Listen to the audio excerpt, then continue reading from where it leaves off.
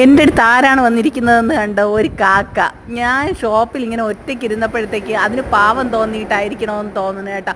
അത് പതുക്കെ പതുക്കെ നടന്നു വന്നു. പക്ഷേ ഞാനാണെങ്കിൽ ഇങ്ങനെ കാക്കയെ നാക്കി കഴിഞ്ഞ് കഴിഞ്ഞാൽ സാധാരണ ഓടുന്നതാണ്.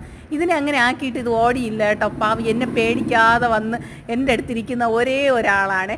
ഇതാണ് പറയുന്നതെന്ന് തോന്നുന്നത് കേട്ടോ. അവനവൻ ഇരിക്കേണ്ടടുത്ത് അവനവൻ ഇരുന്നില്ലെങ്കിൽ അവിടെ പട്ടി കയറിയിരിക്കുമെന്ന്. ഇത് പക്ഷേ കാക്കയായി പോയെന്നേ ഉള്ളൂ. ആർക്കെങ്കിലും ഇട്ട് കുത്തിയതായിട്ട് തോന്നിയോ എങ്കിൽ യാദൃച്ഛികം മാത്രമാണ്.